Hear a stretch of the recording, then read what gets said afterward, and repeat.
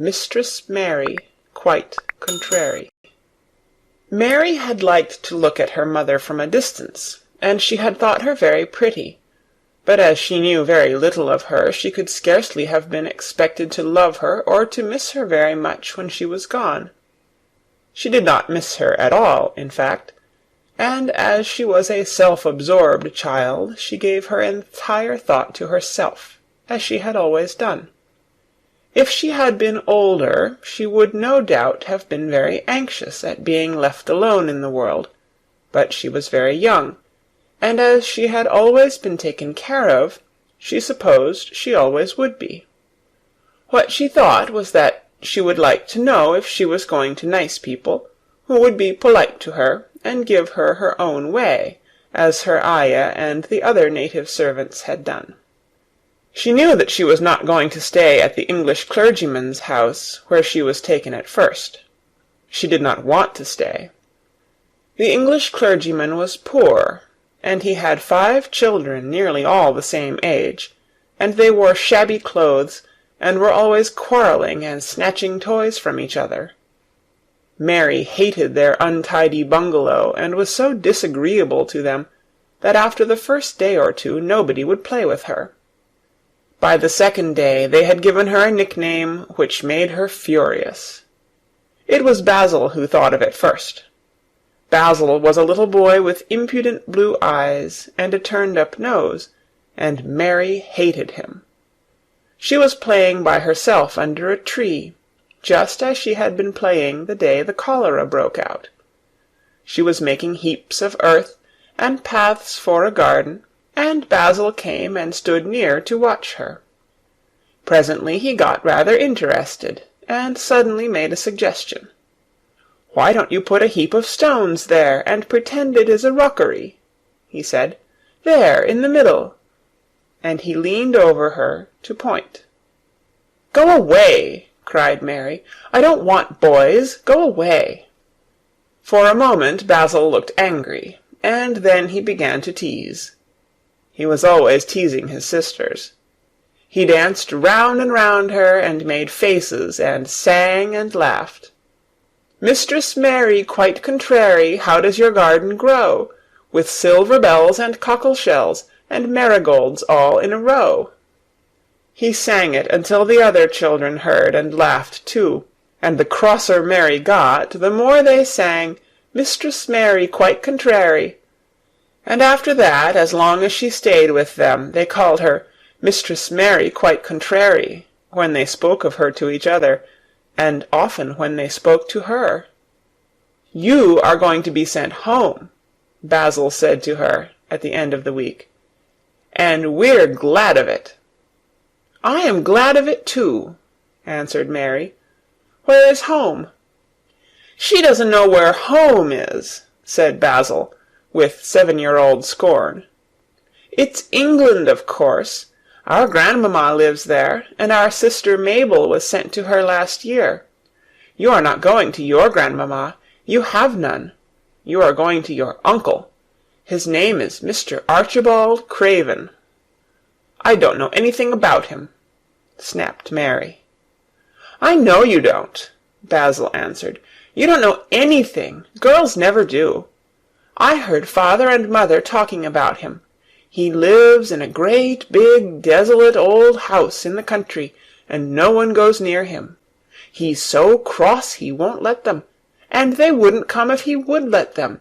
He's a hunchback, and he's horrid."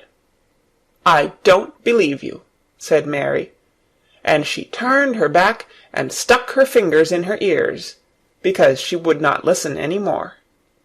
But she thought over it a great deal afterward, and when Mrs. Crawford told her that night that she was going to sail away to England in a few days and go to her uncle, Mr. Archibald Craven, who lived at Misselthwaite Manor, she looked so stony and stubbornly uninterested that they did not know what to think about her. They tried to be kind to her, but she only turned her face away when Mrs. Crawford attempted to kiss her, and held herself stiffly when Mr. Crawford patted her shoulder. "She is such a plain child." Mrs. Crawford said pityingly afterward. And her mother was such a pretty creature. She had a very pretty manner, too, and Mary has the most unattractive ways I ever saw in a child. The children call her Mistress Mary quite contrary, and, though it's naughty of them, one can't help understanding it. Perhaps if her mother had carried her pretty face and her pretty manners oftener into the nursery, Mary might have learned some pretty ways too. It is very sad, now the poor beautiful thing is gone, to remember that many people never even knew that she had a child at all.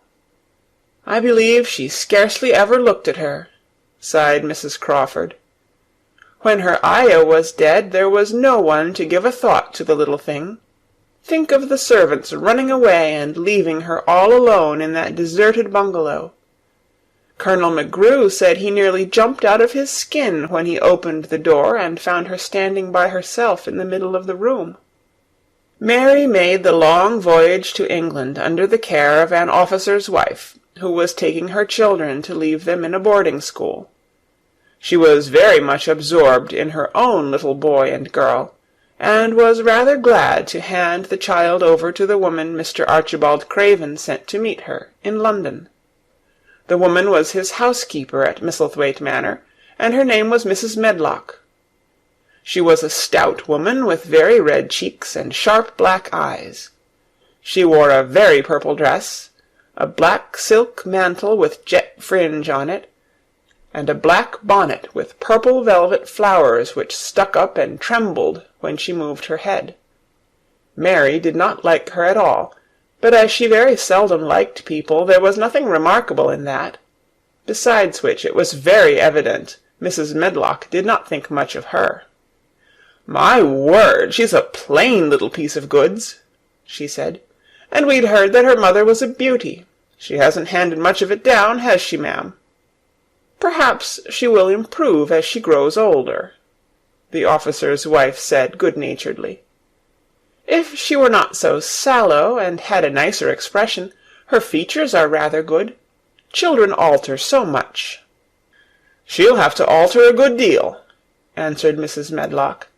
"And there's nothing likely to improve children at Misselthwaite, if you ask me."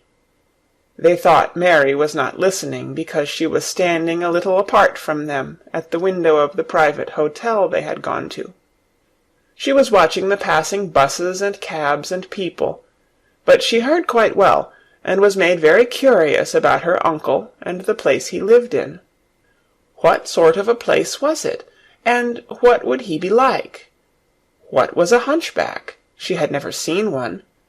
Perhaps there were none in India. Since she had been living in other people's houses, and had had no ayah, she had begun to feel lonely, and to think queer thoughts which were new to her. She had begun to wonder why she had never seemed to belong to anyone, even when her father and mother had been alive. Other children seemed to belong to their fathers and mothers, but she had never seemed to really be anyone's little girl. She had had servants, and food and clothes, but no one had taken any notice of her. She did not know that this was because she was a disagreeable child, but then, of course, she did not know she was disagreeable. She often thought that other people were, but she did not know that she was so herself. She thought Mrs. Medlock the most disagreeable person she had ever seen, with her common, highly-coloured face, and her common fine bonnet. When the next day they set out on their journey to Yorkshire, she walked through the station to the railway carriage with her head up, and trying to keep as far away from her as she could, because she did not want to seem to belong to her. It would have made her angry to think people imagined she was her little girl. But Mrs. Medlock was not in the least disturbed by her and her thoughts. She was the kind of woman who would stand no nonsense from young ones. At least, that is what she would have said if she had been asked. She had not wanted to go to London just when her sister Maria's daughter was going to be married, but she had a comfortable, well-paid place as housekeeper at Misselthwaite Manor, and the only way in which she could keep it was to do at once what Mr. Archibald Craven told her to do. She never dared even to ask a question. "Captain Lennox and his wife died of the cholera," Mr. Craven had said in his short, cold way. "Captain Lennox was my wife's brother, and I am their daughter's guardian. The child is to be brought here. You must go to London and bring her yourself." So she packed her small trunk and made the journey. Mary sat in her corner of the railway carriage and looked plain and fretful. She had nothing to read or to look at, and she had folded her thin little black-gloved hands in her lap. Her black dress made her look yellower than ever, and her limp light hair straggled from under her black crape hat. "A more marred-looking young one I never saw in my life," Mrs. Medlock thought. Marred is a Yorkshire word, and means spoiled and pettish. She had never seen a child who sat so still without doing anything, and at last she got tired of watching her, and began to talk in a brisk, hard voice. "I suppose I may as well tell you something about where you are going to," she said. "Do you know anything about your uncle?" "No," said Mary. "Never heard your father and mother talk about him?" "No," said Mary, frowning. She frowned because she remembered that her father and mother had never talked to her about anything in particular. Certainly they had never told her things. "Humph!" muttered Mrs. Medlock, staring at her queer, unresponsive little face. She did not say any more for a few moments, and then she began again. "I suppose you might as well be told something, to prepare you. You are going to a queer place." Mary said nothing at all, and Mrs. Medlock looked rather discomfited by her apparent indifference. But, after taking a breath, she went on. "Not but that it's a grand big place in a gloomy way, and Mr. Craven's proud of it in his way, and that's gloomy enough too. The house is 600 years old, and it's on the edge of the moor, and there's near 100 rooms in it, though most of them shut up and locked. And there's pictures and fine old furniture and things that's been there for ages, and there's a big park round it, and gardens and trees with branches trailing to the ground, some of them." She paused and took another breath. "But there's nothing else," she ended suddenly. Mary had begun to listen in spite of herself. It all sounded so unlike India, and anything new rather attracted her. But she did not intend to look as if she were interested. That was one of her unhappy, disagreeable ways. So she sat still. "Well," said Mrs. Medlock, "what do you think of it?" "Nothing," she answered. "I know nothing about such places." That made Mrs. Medlock laugh a short sort of laugh. "Eh," she said, "but you are like an old woman. Don't you care?" "It doesn't matter," said Mary, "whether I care or not." "You are right enough there," said Mrs. Medlock. "It doesn't. What you're to be kept at Misselthwaite Manor for I don't know, unless because it's the easiest way. He's not going to trouble himself about you, that's sure and certain. He never troubles himself about no one." She stopped herself as if she had just remembered something in time. "He's got a crooked back," she said. "That set him wrong. He was a sour young man, and got no good of all his money and big place till he was married." Mary's eyes turned toward her in spite of her intention not to seem to care. She had never thought of the hunchback's being married, and she was a trifle surprised. Mrs. Medlock saw this, and as she was a talkative woman, she continued with more interest. This was one way of passing some of the time, at any rate. "She was a sweet, pretty thing, and he'd have walked the world over to get her a blade o' grass she wanted. Nobody thought she'd marry him, but she did, and people said she married him for his money. But she didn't. She didn't. Positively. When she died—" Mary gave a little involuntary jump. "Oh, did she die?" she exclaimed, quite without meaning to. She had just remembered a French fairy story she had once read, called Riquet à la Houppe. It had been about a poor hunchback and a beautiful princess, and it had made her suddenly sorry for Mr. Archibald Craven. "Yes, she died," Mrs. Medlock answered, "and it made him queerer than ever. He cares about nobody. He won't see people. Most of the time he goes away, and when he is at Misselthwaite he shuts himself up in the west wing, and won't let anyone but Pitcher see him. Pitcher's an old fellow, but he took care of him when he was a child, and he knows his ways." It sounded like something in a book, and it did not make Mary feel cheerful. A house with 100 rooms, nearly all shut up and with their doors locked, a house on the edge of a moor, whatsoever a moor was, sounded dreary. A man with a crooked back who shut himself up also. She stared out of the window with her lips pinched together, and it seemed quite natural that the rain should have begun to pour down in grey slanting lines, and splash and stream down the window-panes. If the pretty wife had been alive, she might have made things cheerful, by being something like her own mother, and by running in and out, and going to parties, as she had done in frocks full of lace. But she was not there any more.